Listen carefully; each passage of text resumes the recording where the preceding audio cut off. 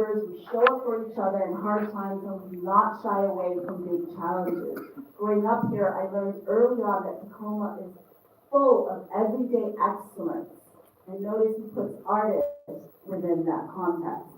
Artists, workers, families, small business owners, tribal partners, educators, organizers, people who genuinely care about the direction of this city.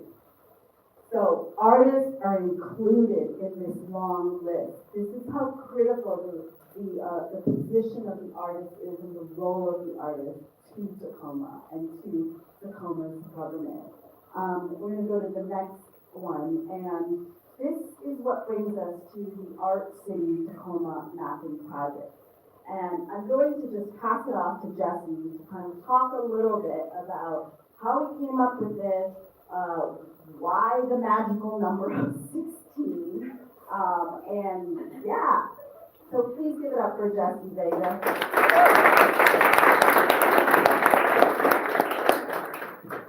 Can you get it up? It's going to come up later.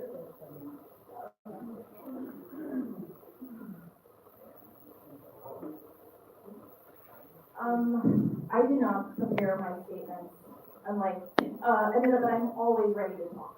And I've told everybody about this project. So the idea was we were going to create some multimedia digital website that would be both a timeline and a map of, initially we were going to do 20 years, then we we're going to do 25 years, and it currently runs to 40 years of artistic and cultural events in the city of Tacoma. So I created this website which has the map, there you see it, and you can click on, and it tells you about an exhibit, and it gives you a little illustration when we have one of the exhibit. This is very much a prototype, but the idea is that over time it will become an archive of events and institutions that is contributed by the different artists and cultural creators that we interviewed. So what we did is we made a long list, it was like 100 people, of people that we knew by name. Those were just the people that we know. And we invited 15 of them to be interviewed by us. And we have some interview questions that we gave all of them.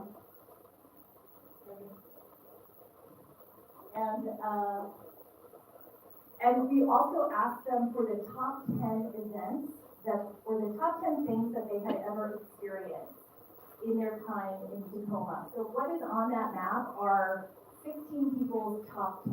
And for some of them, we have illustrations, for some of them we don't. For some of them it was an art exhibit, a party, a concert, a process. One of the things that came up from a couple of people was the creation of Tacoma Creates. Like witnessing that being birthed from an idea into a reality. We're going to backtrack. Okay. Oh, sorry. I got a big mouth. Okay, so if you knew more about Tacoma's rich history and engagement with the arts, can we all move forward together? What would it take to make Tacoma's art history more visible, to properly document and chronicle the various efforts and activities over the past 25 years so that it can be accessed by all? I would say, this is like the proposition. Yeah, this is, look, in order to do any research, you have to have questions. So we're just making visible, these are the questions that we went into this project with, which is essentially like, how do we make all of this visible? And how do we make it all accessible? That is the two most important things, I think, that we should be thinking through. And so when Jesi says that this is just a prototype, that's what she means. I mean, the two of us are just doing this. You know, we're just doing this by ourselves with very little funding, and very little time also to do this. But what would happen if we had the right .com person or enough money to do blah, blah, blah, and make this timeline, fully accessible and mapped out in a way that you can access it in multiple ways. Whether it's by neighborhood, by the time, by the person, by the genre, you just imagine that. And then what if we expanded it beyond the 16? Jesi said that we had hundreds of people already, and we had to narrow it down because we wanted to pay all of our interview subjects. That was very important for us because you're using their time, and their time and their knowledge is very valuable. So for me, everyone gets paid with a gift card, but you got paid. and then to, get folks artifacts and scan that in, like, it's a lot of work. And so we were very ambitious going into this, and we wanted to do, I think, 50, and then we scaled it back to 25, and then we tried to scale it back to 15, and we were negotiating at this point, remember that? We were negotiating with Tacoma Creates, because they wanted us to do 25, but we knew when we started it with the first 5 that it was so much work. Because not only, and that's why we also limited the conversation to 90 minutes, because we were transcribing and then we were taking the takeaway points. And Jesi made this intense Excel spreadsheet with the takeaway points. I want to, yeah. So we started with about 100 people. At this point, the spreadsheet probably has 1,000 artists. So every person that we interviewed was like, oh, you have to talk to this person, you have to talk to that person. And so we have all of those things. And it was really remarkable how little I knew. I knew I didn't know a lot. I did not know how little I knew. But yeah, this can be infinitely large. And Could you go back to the map just for a minute? we're gonna go back. We're gonna reveal the map, and then we're also gonna give you the QR code, and you can also access it. Would like to see the picture of the map that you put up. I need to see the slide with your name, but I couldn't hear it or understand it. All right, just a second here. There is a method to this. So here is the map, but you're gonna see it later too. So if everybody just holds off. And then if you can go back to the PowerPoint, let's put our names. Can you go back to here we go, okay? Anida, Yoeu, Ali. So it's like Anida, but not. And then Jesi, Vega. These are our names. And once we give you the link to the website, if you want to go there right now, all you have to do is write ArtCityTacoma.com. ArtCityTacoma.com. You click on that big image, which is the Art City Mapping flyer, and we're going to go in depth a little bit more a little bit later. Do you have a question? Well, a comment, I guess. I noticed that that's an ArcInfo GIS map you have. Yes, up there. a story So that map. is something in the city, because Tacoma is like the foremost proprietor of ArcInfo GIS. They have every single rock out there mapped on the GIS. And so this is just another layer in their maps. And when you said you could easily categorize and have layers, pull them back, do research and so forth, that is exactly what that database is designed to do. And Tacoma, as I said, literally led the nation in doing this. And so we're just doing something on top of what they were already leading the nation in doing. Right, so a lot of academics and ethnographers use that story map site. It's a platform for digital humanities projects. And so it's very awesome that it is a sort of open platform for anyone to access and make this. This is the only reason why we've been able to do that without the services of someone more savvy. I mean, you kind of need a website programmer, as kind of tech specialist a little bit for the kind of layers we want to be able to do. This is very limited, but if you have someone who can code a bit more, they can alter this a little bit to accessing it the way that we want it. But because we are also up against a deadline, we have to file some kind of final report, and it's very cumbersome. So, so anyways, Amy, do you have a question? I just wanted to remind when and surveys and really exceptional data that we have in town here. Amy McBride was the manager of the ArtCity Now, when I was in my little office up in our little ivory tower called the Two Old Sand Tower, we were right next door to the crack GIS team, Nancy Burdensky on her name. I would call her over and I'd say, hey, Mike, could you do something so that we can like track where all the public art is in town? And we started doing all this stuff, right? So this is to be built out. We have tremendous economic impact studies, and we have excellent surveys that were done right before COVID with UWT and an actual mapping program. And so, as you know, in the person, the data that's been gathered, down to determining where including the tremendous study that we did of all the places where art, culture, and activities happen throughout the city and the neighborhood, in addition to our major institutions. And then the COVID happened, right? So this data isn't gone, but this is the place that you're bringing it to the board to say, hey, also, for Laureate, we're all looking for something where poets spoke at places in the mapping project. So there's precedent, they can flood this. And I just want I to think that one of the issues, and this was brought up by another person we interviewed, one is that there's been so much mining of data from people, mining not in pejorative, just like the taking, collecting of data, of interviews, of all of this. Like, people are a little bit exhausted by that because the problem is the data hasn't been accessible, hasn't been made visible to other people who need to know that. For example, we would have loved a copy of that or directed to where to find that. The UW one. not over yet, we're starting. Right, so I'm just saying that this is gonna be kind of a long trajectory that it's not just on the two of us, it's impossible.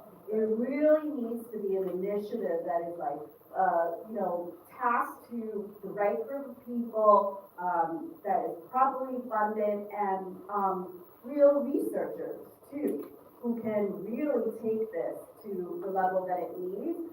And I guess my point is, I feel strongly that investment in this would be a great direction for an organization. Maybe it's an academic place to kind of do, but again, the key for me is making it very accessible, easy to get to, and promoted and delivered to as many places as possible. But in order to do that, you need a very unified artistic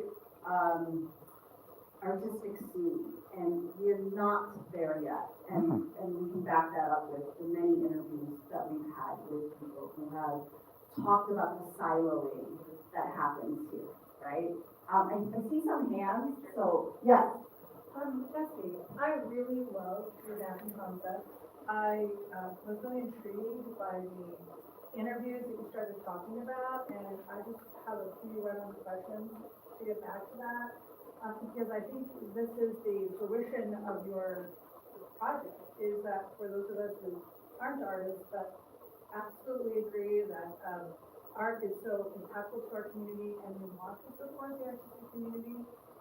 Will you talk about how your map, people like us can use it and find it even now, or how will it exist in the future? Yes. That's what we're here to do. Yes, I want to hear it, yes. So, yeah, we're gonna do that right now. So let's go.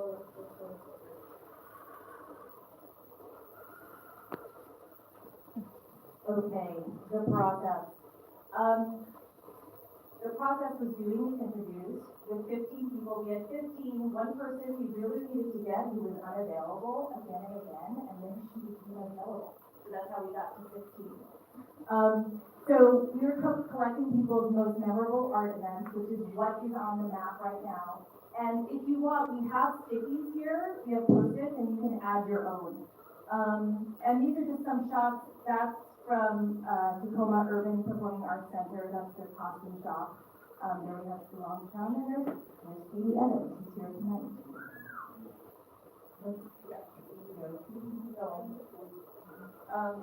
Yep, keep going.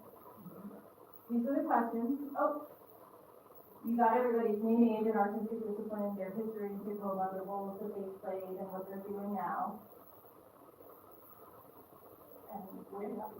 And now we're gonna just fast forward through this, so I can give Jesi the pen to talk about the research. These are the 16 artists that essentially, we ended up interviewing and sitting down with.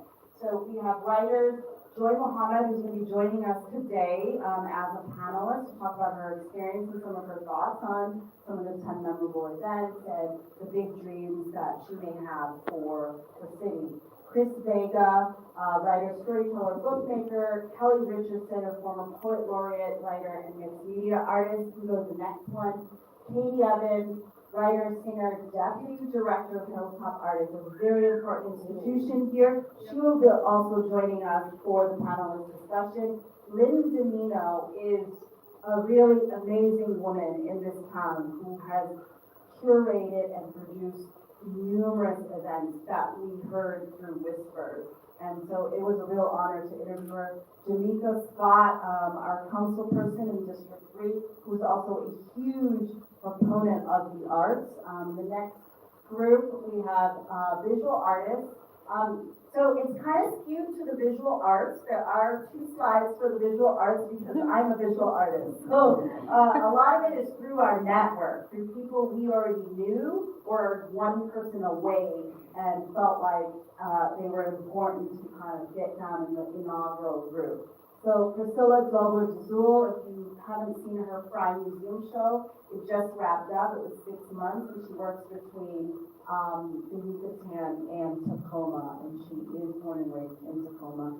Ian Thomas, who is with us today as a gallerist, artist, and designer. Steve LaBerge, another man who makes really monumental size projects that include a lot of community participation. Music and live events, we have Tony Gomez, who's here with us, and will also be joining us as a panelist. Silong Chun, who's not here today, but a very important person in terms of really connecting Lincoln District and the East Side with so much of the arts programming. Next slide. And yes, Silong Chun is responsible for bringing and selling Tacoma to me and my family, even though I work way up in Boston. Just so you know, I bypassed Seattle, and then people were like, "You should move to Federal Way," and I was like, "Oh no, that's not gonna work for me." No festival that year. And then for performance, we have Danielle Villegas, a theater artist, and then Claire Etheridge, the amazing Claire Etheridge, who really handed this role of creating Tupac at a point when the person who envisioned it had passed away. Yeah, thank you. And then we're gonna go to the next slide. We have other multidisciplinary creators and people I call visionaries. We were honored to speak with Umi Wagner, who's also going to be here as a panelist member. Amy McBride, who you've already heard from, whose name came up several times by many people of many races and generations. So that is how important Amy fought for the arts in Tacoma. So I want to give you your due respect. Lisa Puchanti, another mover and shaker and visionary who did so much work with First Night and the Night Circus and all these amazing fashion shows, Native American markets. I mean, this one is unbelievable, the amount of work this woman has done. And so to sit there, you're just sort of listening, and you can barely write because your jaw is just dropping every time. And I mean, that's why we recorded it and then ended up transcribing and pulling the data from that. The next slide, not sure where we're at now, you can access, you can take a picture, you can either go to www.artcitytacoma.com and you will click on the flyer and it will lead you to the story map that Jesi has just populated for us. So now we're gonna go into the map. So we click the map, we can now go to the map, and I'll bring the 4 panelists up. If you all can come and sit and just guide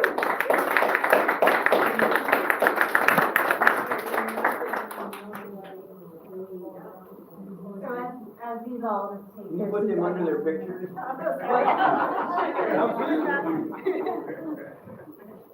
Get a shot of them under their pictures.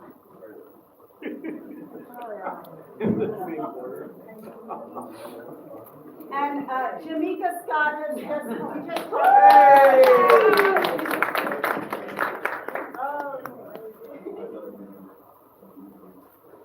Okay, we can take a look at that.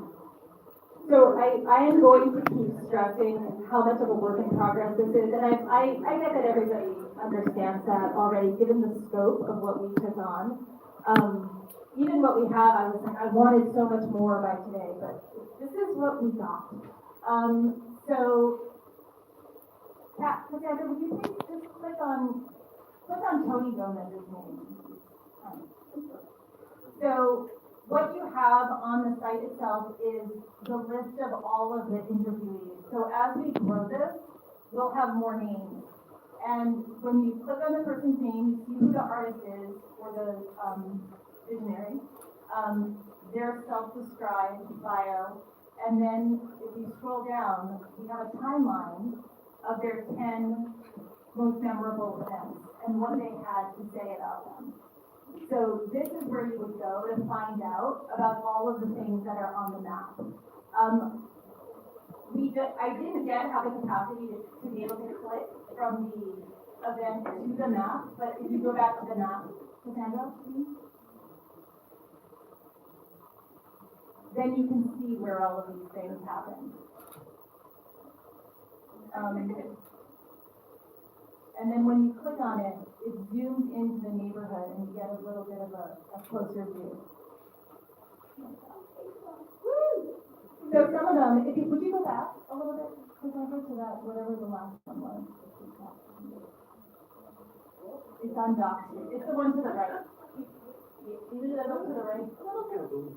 Right by the water. It's right by the water. It's under the black thing. Oh, there. Anyway, you had Amy's name there so that you could click on that and you could see what Amy has to say about the cakewalk. So that's very good. That one? That one. To the right. Okay. No, we see it, but now it like. Yeah, now, You see it? Okay, this is why it's a free software. We're clicking on it, Jess. Is that the one you want, the mirror exhibit? No.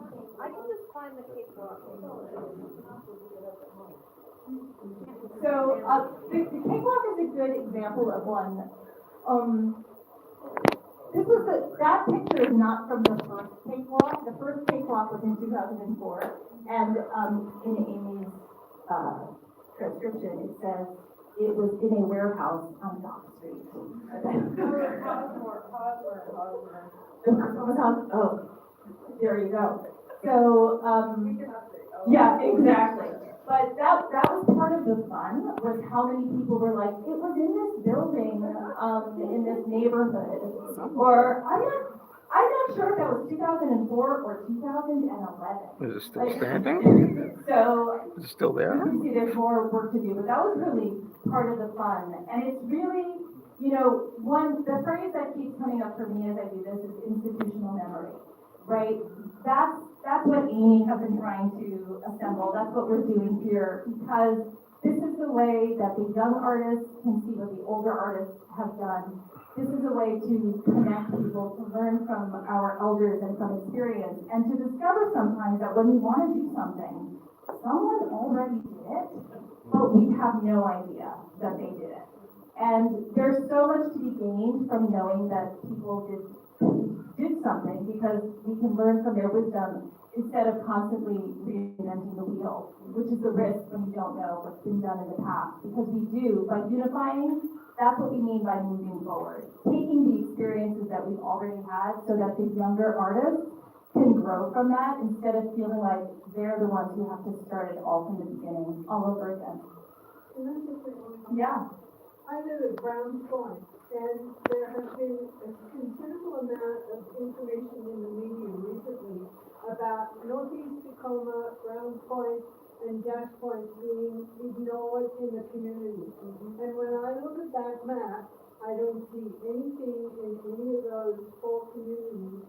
And just as an example, the Puyallup tribe has for 50 years plus provided the most amazing artwork every other summer in their dance performances, in their clothing, in their storytelling at Browns Point. So that is such a great thing to mention, because one of the very first ideas when we were working on this was to highlight neighborhoods that normally are ignored. Yeah, exactly. So we really, like, when I was doing my very first iteration of the map, I was actually going to break it down into neighborhoods, but with only 16, we only have 16 people and their personal experiences. None of those 16 have been involved in those neighborhoods, so then the next step is to find those artists. Yes, Amy. Well, I just want to remind us that the city, invested in what's called the Equity Index years ago, with solid baseline information of layers that we talk about. So those who think that I wasn't in there saying, where's our art and culture index, I get the language mixed up of what it is exactly that needs to be there in order to populate magically with all the data that exists already through parks and whatever you know that's in there, and stuff like that. So I just, I forgot my word. There are layers and layers. And getting that equity index as an official line is what will help to populate it and allow us to see what streets have public art or don't have a performance venue. Yeah. Because that's what we certainly use in our program to do with traffic photographs and all of the making decisions. Yeah. Also, as we sort of pointed out, that this is a prototype and absolutely not comprehensive. It can only get to that part once we start making it like a certain form and way for you. And this is part of the vision I had initially for this, is to give it to the public to be able to add themselves into this. Not just wait on us to interview you. Like, this is what I mean by the component that we absolutely need a bigger expert on helping us to make that happen. Is, can we generate a form with a video? You can give you the parameters, the questions, and you can help us so that you can add your own testimony, your own eyewitness account to the things that matter to you as an artist or an art lover, whatever it is. Yeah. Right here It's at the very library, important. right here at the Oral History Project, right downstairs is a whole media, oral history, memory lab. So what a better way than to maybe, I don't know if you've had conversations already, so I'm excited on but it's all coming together. Yeah. I mean, we love that you all are very excited. I mean, this is amazing, and we would love it if we could keep going with this, but I'm telling you, Jesi and I are exhausted from just doing the 16 while raising our kids and working full time. Nobody is telling you that it's on your shoulders. We're grateful that you're bringing us to do our lab. I want to say, and I want to get to our panelists because they have so much to say. But going back to the question about Browns Point and Northeast Tacoma, what is so beautiful about the Tacoma creative ecosystem is it is not elitist. There's art everywhere. And what makes the art world, quote unquote, so oppressive at times is how it focuses only on some artists. And what we are so committed to doing is breaking that down and raising up all different kinds of artists and practicing a radical inclusivity that includes, you know, every art form and, you know, the parties people have on the street and, you know, people who have things that are published or don't have things that are published. We really want to get the vibe that is unique to this city. And what I have come away from this that I didn't necessarily have going in is how unstoppable our artists are in this city. And they come up against every obstacle again and again and always keep going and always start over. And it's an incredible power that we have here. And we want to do justice to it by being radically inclusive of all of the people who are making things happen in so many different neighborhoods, every generation, every race, gender, all of it is just remarkable. Yeah. What? Did you have something to say? Or No, I I think that's a dream, that's nice. well, that's the dream. That is the dream. The radical inclusivity is definitely the dream. Yeah. So do we want to move on to our wonderful panelists? Okay. I guess I will introduce them. Here's Uli Wagner, creative director and fashion designer. A pioneer in Tacoma streetwear and the founder of PTC. Joy Mohammed, a writer, educator, and a writer, editor, and arts educator.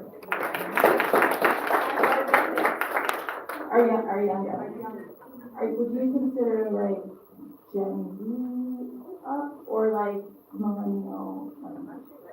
Yeah, right. You're a millennial. Okay. You gotta have a name for it.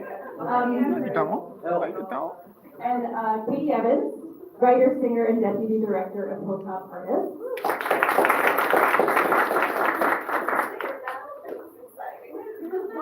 She loves to sing. I love to sing. Yeah.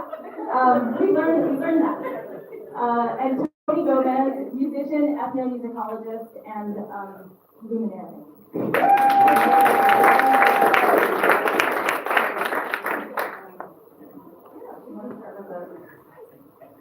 So we're just gonna give it up to you guys for, just, if you could share with us, your thoughts about the process of this project, if you had any skepticism about it when we approached you, what was it like? And then if you can tell them some of your most memorable events, and we'll get to the map and share that out. So we can go one at a time, and then the next question after that is gonna be about, what you've seen in terms of the evolution of the Tacoma art scene from. Right, I'm just preparing this, that it's gonna be kind of a round robin. And then finally, it's your big dream for Tacoma, which we also have as text. The process was fairly easy, because talking about what we've done has kind of become part of, like, that's like what I do for the company now. I'm a co-founder, by the way. It's my other founder, Paris Wright is his name. And we've been in business. We were approaching 12 years this summer in downtown Tacoma, but thank you very much. Over that time, what I have learned is that telling the story is so important. So I was obviously on board with this because I understand, like, if there's anyone that knows that also does, they probably heard me tell the story somewhere. on podcast or something like that in the room, something in a back alley, someplace at the bar, like definitely just a really sounding story. So that I already love this. What I was worried is that our artifacts are first of all, we were really doing art in the store very often for the first 5 years of the business. It was part of like the lifestyle as well. So it was part of like the branding as well. It was just what we were already doing. So there was no thought of cataloging or archiving or anything that, and what we do is what we like to do then, was very specific to you. So it was also not like, it was like, take this whole thing with you, take this whole experience with you, and make sure that it's on your resume, and that you're building that now, and all that kind of stuff. So it wasn't really for us. A lot of the things that I have, I realized the things that are left behind. So, and then, to talk about things part of me that I can remember. So one of the things that's so interesting is the event that is huge and it's kind of not my memory. I hope this is one that I shared with the thing. But there was a fashion show that happened before I moved back to Tacoma. So I was in Los Angeles. And when I came home to open the store, we had already done our thing, like in terms of starting the brand. We understood what we needed to do. So we were like, yeah, if we're going to open a store in a year, then we need to start releasing products, talking about it now, all that kind of stuff. So that just came naturally to us because of the industry that we're in. So we were already applying that, and because of my big homie, Dion, back there, he helped bridge the gap between all these people who were attempting to do fashion in Tacoma, and he was a big part of the fashion show in the beginning. And there are other great names in there like Jesi, phenomenal storyteller from here, and so on and so forth. So, but that was kind of the pillars. What Paris, Jason Gamboa, J.D. Oakwith, what's Travis's last name? Pranger, and thank you, sir. And obviously, Neon, of course. So, that was beautiful. I just want to say, so you did not mention it to us, but Dion did, Okay. so it's on there, And that's right? the artifact, one of the artifacts. Okay, so that's also part of what we were looking for, is the web that connects people, and, seeing how everybody's stories are so interconnected at different points. Do you mind if I pass it on to Jesi? All right. Okay, the process, for me, well, I was like curious and interested about the process, especially because I know Anida and Jesi, and I've known both of them for a while, so, I was definitely intrigued. I think, I liked the process, and it also made me reflect that I, for myself, want to do a better job of like organizing, artifacts throughout my life or things that have happened. So I've been involved in some type of creative thing since I was a child. So I just want to do that for myself and like for my family and everything. I think the challenge for me was also finding artifacts, or just maybe not even finding, just being organized about it. So, I kind of did it in spurts, and I'm also finding other things and also thinking of other events now that have happened.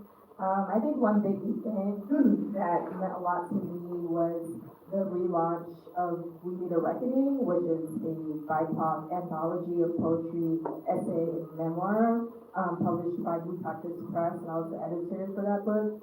It came out during the pandemic, and so we never really got to celebrate it, like, in real life. We celebrated online, but it wasn't, like, the same as having an in-person celebration. So last year, we were able to celebrate it at Blue Cactus Press. Yeah, thank you. We were able to celebrate it at Blue Cactus Press, which is really special to me because now Blue Cactus Press no longer has that physical space. They're still fully functioning as a publishing business. So yeah, you never know, like, things could change with time, and so I'm just grateful we were able to celebrate it in that moment. I also have a book here if anyone is interested, and I'll pass it to Kate.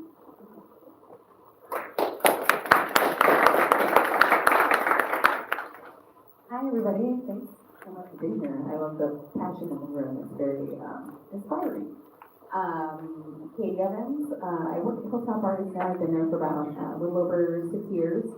And so, but I got to meet Anida and Jesi when they were very connected to Tacoma Film, and I was at the Grand Cinema. So I'm a huge filmmaker fan. I really like creating spaces where artists can come together, connect with each other, and I just get to sit back and then watch the cool stuff they make. That's kind of my primary passion in life. So going into the process with Anida and Jesi was very comfortable, and we got, I think, straight to the gossip very fast. Yes, we got a lot. Gotta see the redacted version of my. Good point. But I really, it's very interesting to think about the artifact side of it, because that is something that is so, like, we can tell stories, we can visualize stories, but to be able to see these like tactile items and the ephemera of it, I think is really impacting. And so I'm gonna do a deep dive in the attic and see what I can pull out, because I do have some interesting stuff. One of my key, kind of how I felt like I was growing up when it came to contributing culturally to Tacoma and at a civic level. I was really inspired by early Tacoma Contemporary, shout out Amy McBride. I think, wasn't Tacoma Contemporary founded in 2004? I have my portfolio of artifacts that have dates and things on them. Yeah, well, I have I infamously ended Tacoma Creates, but we Tacoma Contemporary. Oh, Tacoma Contemporary. I did not end Tacoma Creates. It's gone now. But Tacoma Contemporary was doing some really incredible work, all volunteer board. That's where the Cakewalk was a fundraiser for Tacoma Contemporary, but they were running a really like sophisticated process in jurying the windows, the Woolworth windows. Because the city used to pay for a gallery at Yes, the and it was a gallery. And we did the Woolworth windows, and then the city couldn't do it anymore, and so you came along and you said, well, let's put on a show kind of people, and then y'all took it over, and then eventually we circled back and said, can we just merge it with Spaceworks Yeah. and have it come to us? That's it. Yeah, as Spaceworks started to come online, and we saw that there was a larger opportunity to really harass the building owners to let us use their spaces, we took the final reserve funds for Tacoma Contemporary and invested those into Spaceworks. So I was there at the very beginning of Spaceworks with a bunch of other people in this room, took a break, and now I've got them. Spaceworks very big with filming, so. This the Artscapes part specifically. Yes. Because it was also a partnership from the city to say, how can artists get this practice of showing in public, semi-permanent, semi-public, so it was all part of our grand solution. Yeah, and a big part of the importance of like understanding as an artist how to work as a public artist and dealing with the public and how you bring that together as a big community project, which is very intense. So it's really exciting to see that, just on that artifact level, working at Hilltop Artists, knowing that the first 20 plus years, no one was doing a good job collecting anything, and we just have like dusty artifacts in the back of various schools, and we're trying to find them. Yeah, keep your stuff. It's a good idea. We're trying to figure out where we come from and why. I think it's really important.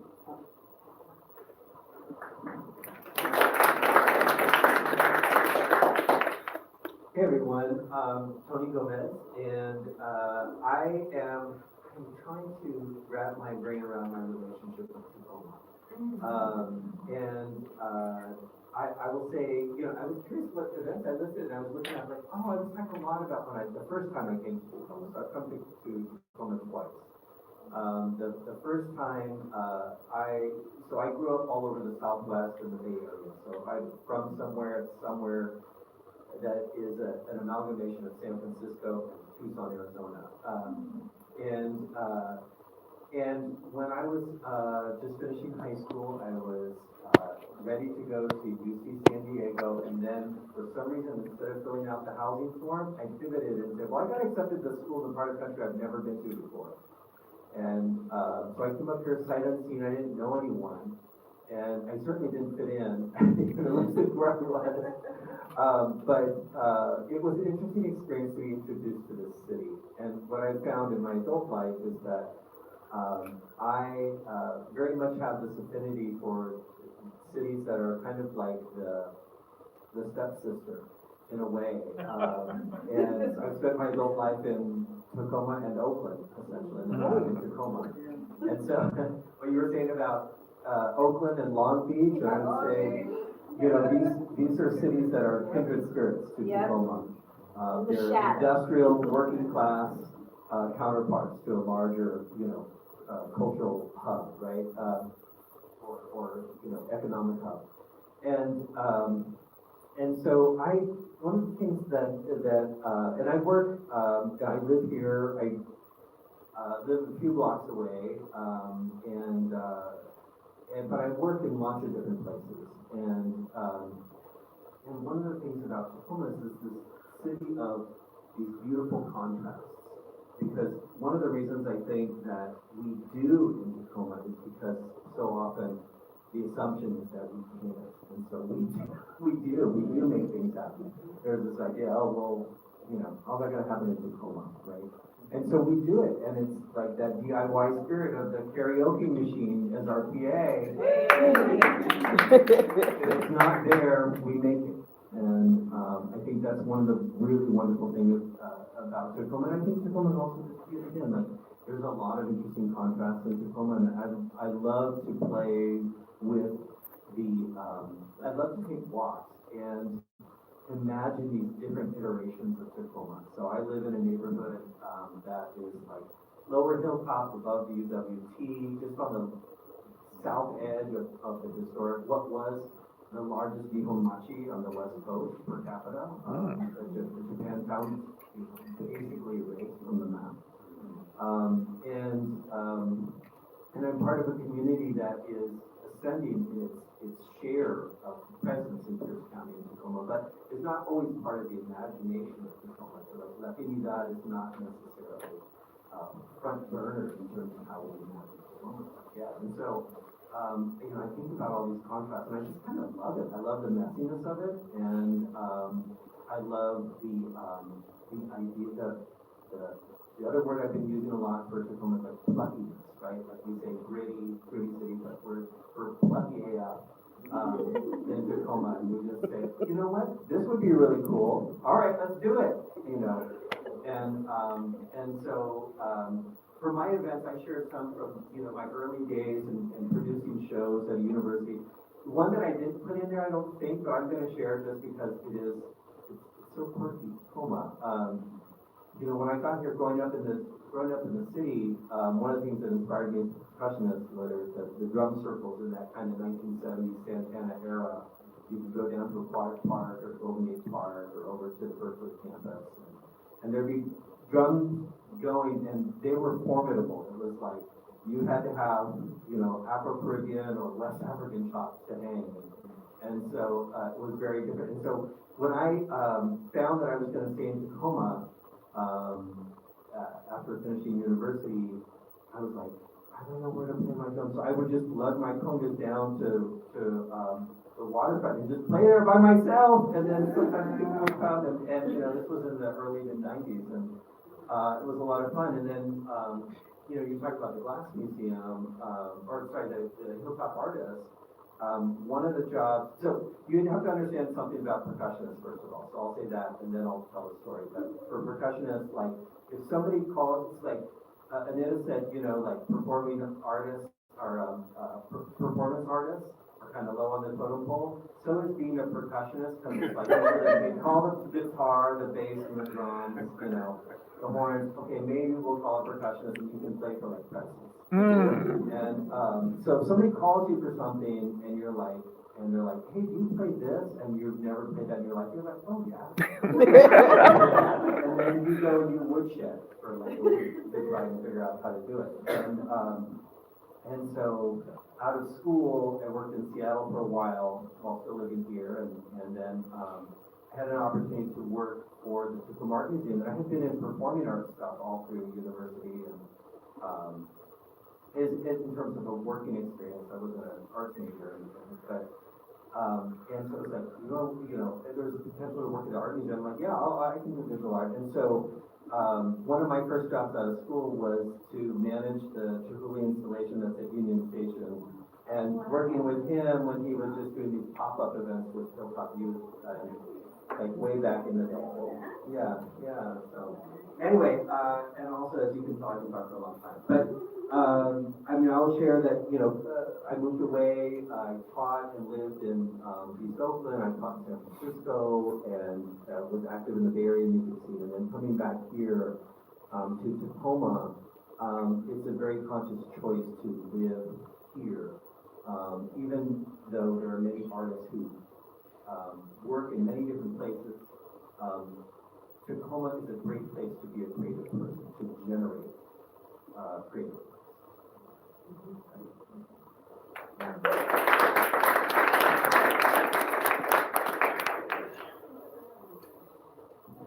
You want to take over?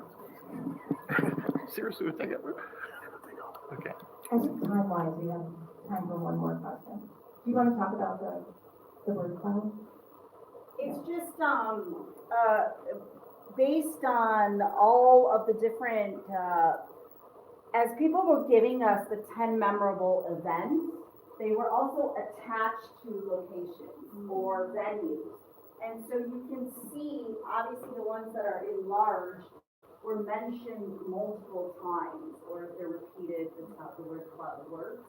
But I just want you to take a moment to look at this and just to absorb this sort of landscape that's been mapped through these events that these 16 folks have mentioned to us.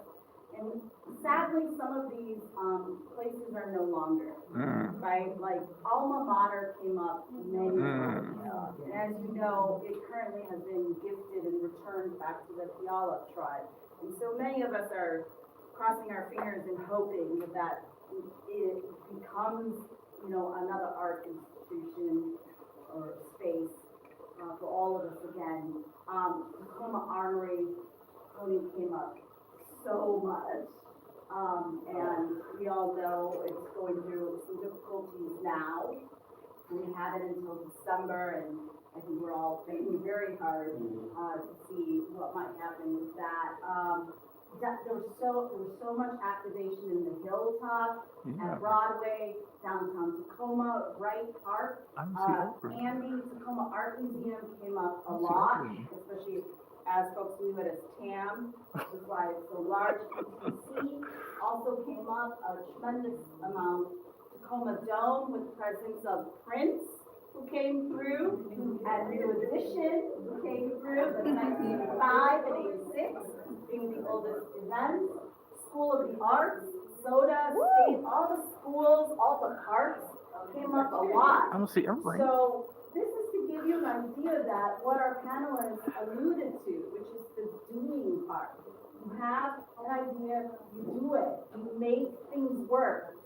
The garages that had the graffiti on Broadway came up a few times as well, like people just sort of making their mark and tagging those spaces and then not, the cops leaving them alone to do that. Like those little pieces of history that we were able to get from folks was very, very insightful and very heartwarming too. July 10th, I think at 10 o'clock in the morning, Shelley Crocker is the receiver for the Tacoma Armory. And so she's making a report to the court on where things are. And who knows where they are? Myself and Syed met with her briefly. And she's had some people approach her. One was a proposal to turn it into a center for veterans. She talked some about wanting to keep it available to the art community, but that's not a given. So I think this community needs to let her know to let the mayor know. I mean, she's in charge, so ultimately, she does whatever she wants, and she's not accountable to anybody, okay? Court has to approve the final thing. One is to get as much money as she can for the place, and the second is, if I can keep it in the art, fine, and that's what she did with the Bellevue Art Museum. And someone's going to take it over in 2029, that's like a children's museum. But that's really a huge thing for Tacoma. If we lose the armory, we lose a gem for the facility and its location and potential impact. So July 10th. July 10th, all right, July 10th, everyone, to help organize for that. I also want to mention Parable Bookstore in the McKinley neighborhood Yep. was critical Yep. for so many folks. Yep. And that came up multiple times, the various events that were held there. And the fact that there was food Yep. at those events all the time is, and I'm sorry we don't have food here. A rule that I'm very ashamed to break this rule because of our stress for today. Mhm. But usually, when you have community events, we have food. And so Parable was also known for that, having the espresso folks there, Yep. serving up coffee and iced coffee and all sorts of goodies and cookies and food while trying to run this independent bookstore that was focusing on BIPOC folks. So that was a grave loss for Tacoma. I want to just get to the closing of this. So on the map, you'll also see their thoughts on some of the, well, actually it's not on the map yet. We also asked them to dream big about Tacoma. What is your one big dream for the city of Tacoma and the art scene? Was the question that we asked them. So I'm just gonna have you guys end this panel by giving us your big dream, and if you forget, I have to go look it up. Well, yeah, I have a lot of them for them, so I don't know, I have no problem saying another one. Yeah. I think my big dream for Tacoma now, and obviously I think it's changed being in the dream.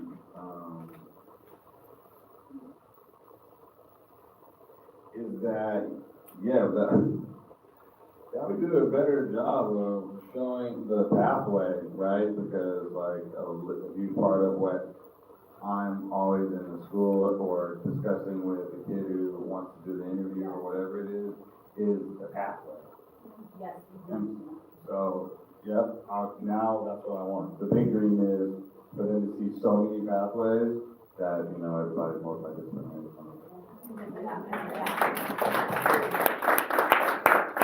I don't remember exactly what I said in December of 2025, but one idea that comes up is like having training and mentorship for young people. I think, or actually of any age.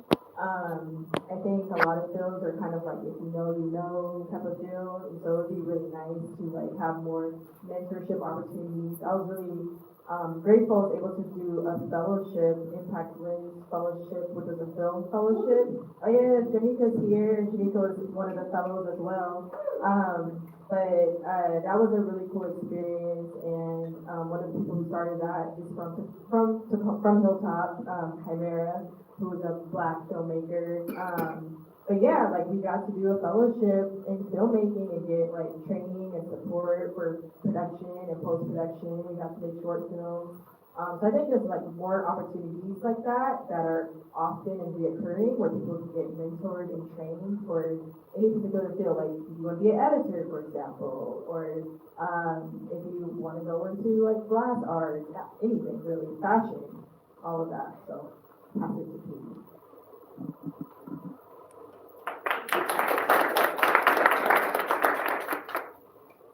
It's interesting that like career pathways, workforce development are really coming out because that's where I'm focused and Amy has been doing that work for my country. I printed up my notes. So I knew that I could talk about cultural journalism, accessible venues, intergenerational collaboration, and more experimentation without gatekeeping. And I'd also love to see youth-led creative spaces continue to grow, and they're already pointing the way. And I will just tell you a little bit about that career pathway piece that we've been talking a lot and working towards with multiple collaborations in Hilltop Artists. One of the things I'm very interested in, weirdly now, is industrial manufacturing. And this can be at a micro level. We're not talking about like new giant scary polluting plants, but like that's what artists do. They are creating something beautiful to share with the world, which often is a product. So one of the things that Hilltop Artists is working on is focused on that circular economy possibility. So we're going to start working with the recycled glass product that we can use in our studios. And we have a collaboration going now with the city of Tacoma and with our friends at Pilchuck Glass School. So we're going to see what we can do to make a really cool recycled glass product here in Tacoma. Our studios, educational studios in the region, and no longer have to import our product from the Czech Republic and the Carolinas. So we're going to see what we can do with that, and let's get more of that stuff happening kind of onshore and collaboratively, and give each other some jobs.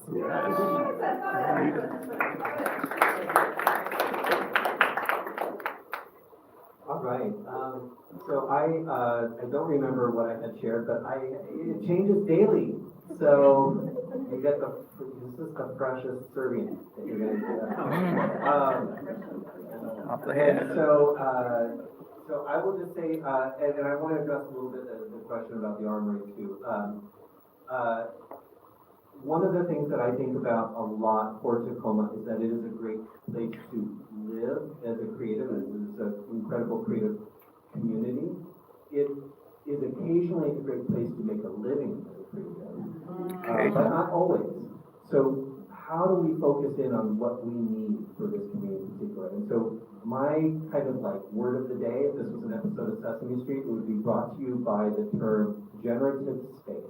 And so generative space, what I mean by this is this idea of space to rehearse, to run youth dance companies, to have studios for artists and makers, and not necessarily understanding that we may not have the mass that we need in Tacoma to have a public big enough to sustain event after event, multiple events. You know, like running 8 major events in the city per weekend is not sustainable with the population we have. But however, we have a lot of people that do creative work, and we have a strong community commitment to accessibility of creative activities. The idea that these are not modalities that are reserved for those creative types or those artists, but these are part of the public good. These are the rights of being a member of this community, that you have a right to dance, you have a right to paint, you have a right to make music. And so how do we invest in that?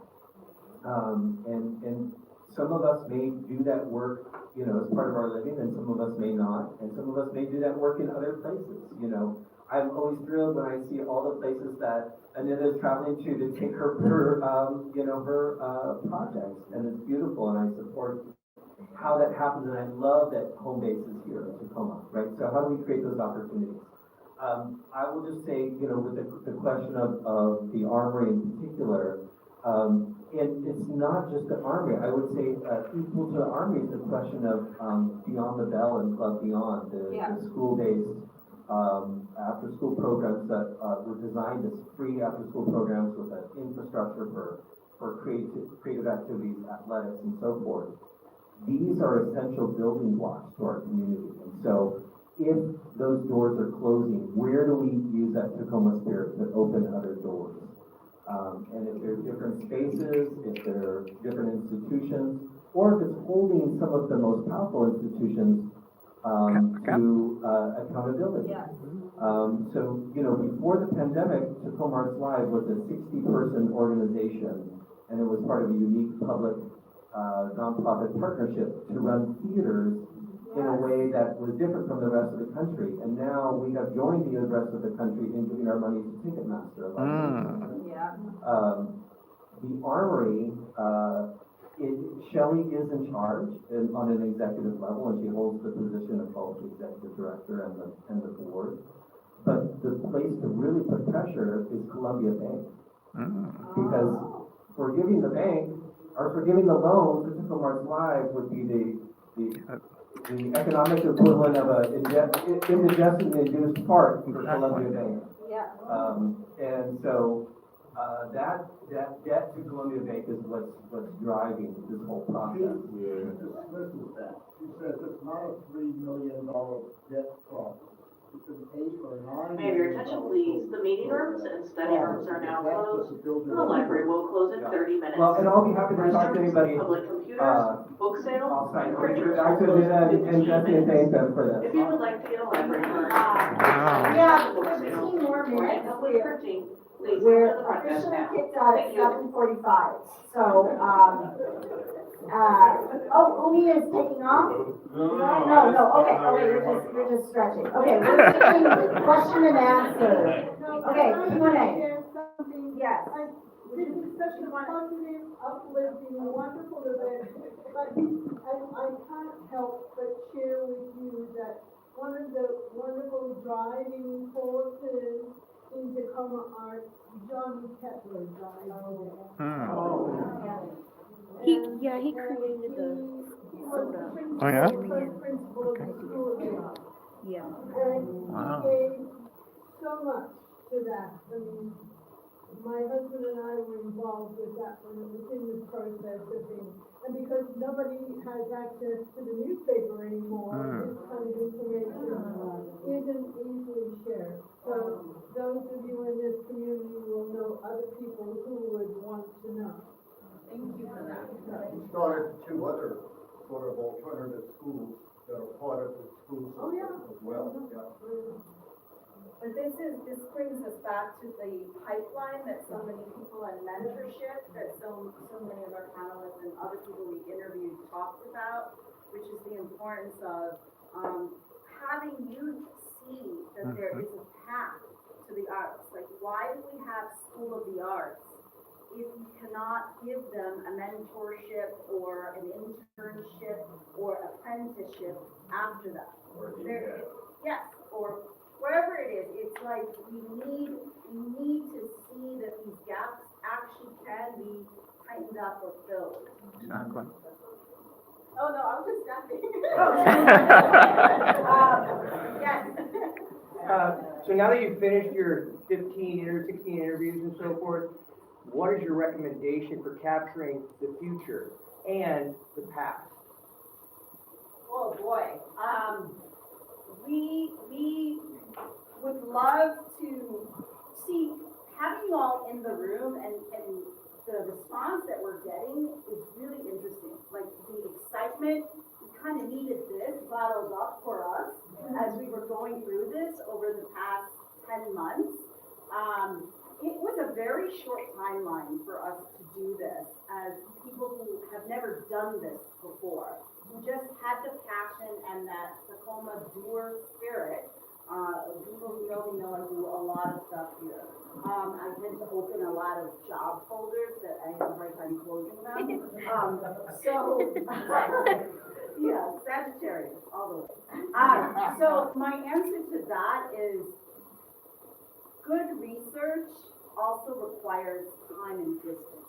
So for me, this is what I had said to Jesi as well. Like, I need a little time away from the data to give me a little more perspective and also to be able to go and do a real deep dive into it to see what the next steps are for this. Because ultimately, we think that there is more. We think that this should be given to more interviews, to also that public part. I think that's a really important component of it that we need to figure out. But none of this can be done without support and funding and et cetera. So, yeah. Well, I was gonna follow up, it needed a public-private partnership with the city, actually, because the city is in control of the database, and anything that has an address in it can be mapped.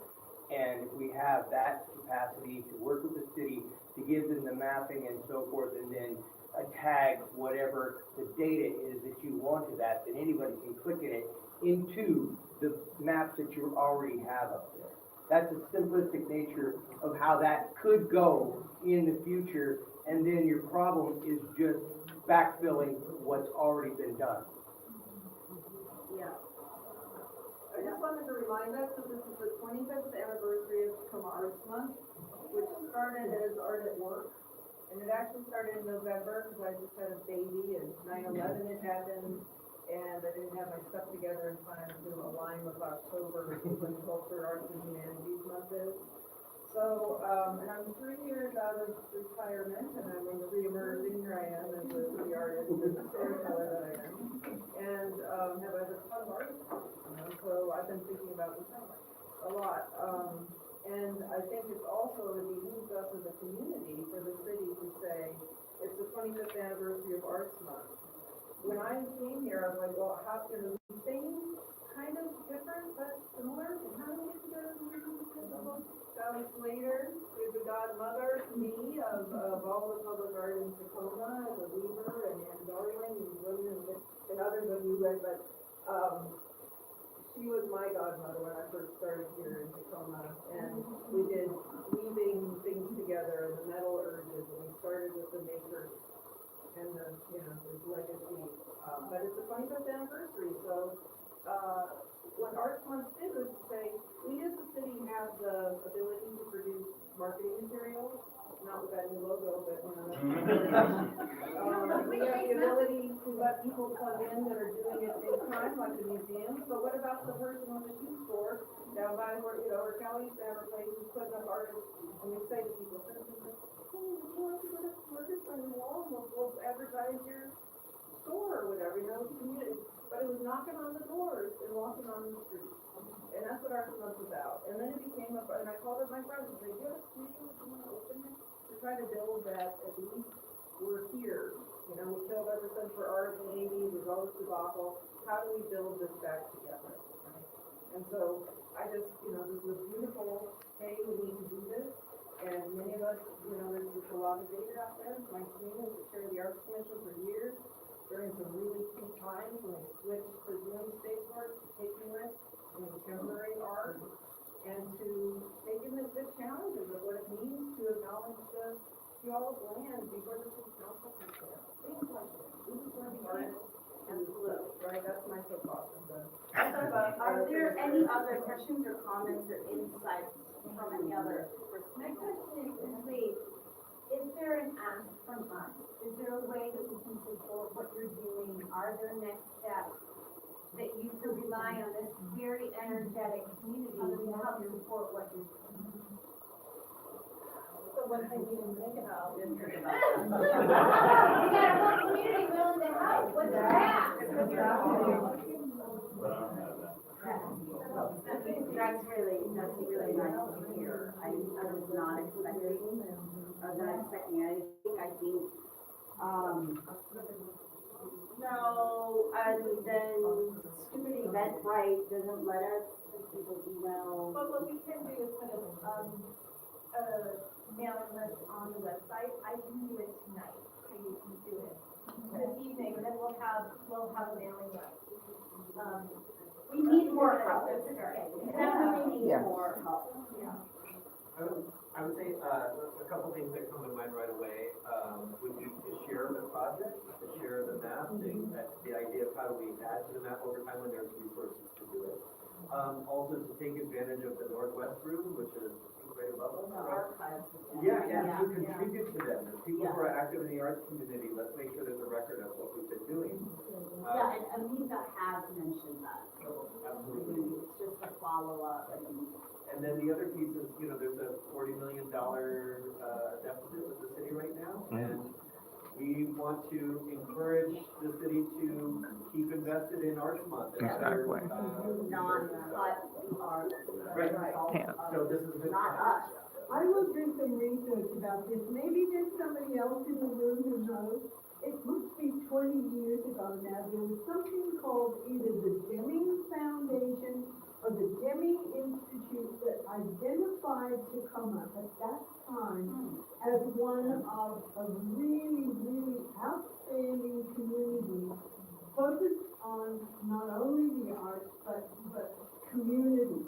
And I know some people, that I can ask who were engaged with that at that time, but it was really a huge thing. So you know what, I'm gonna do it old school style. If you are interested in helping or have ideas towards, making this, more accessible and getting this division more robust, please sign your name and email.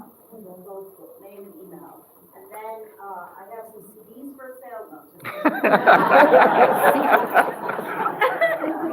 And I will mention, if your handwriting is not good, there's no judgment. Have somebody whose handwriting, make sure you can read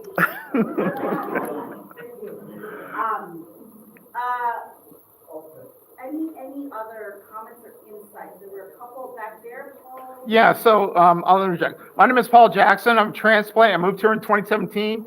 Married my lovely wife, Jasmine. Live on the east side. One thing I noticed is that I stream stuff. This is going to be my YouTube channel. It's iBrother. The letter iBrother is the YouTube page.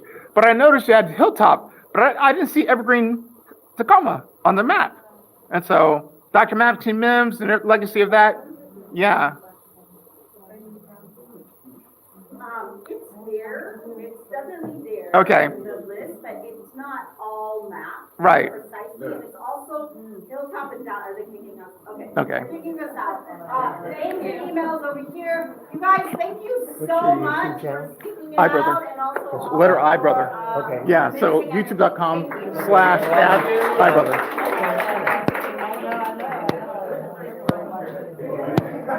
Come on.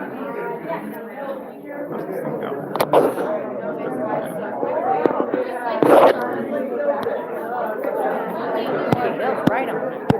Sure are. Don't have to go home, but you can stay here. Ah. Come on.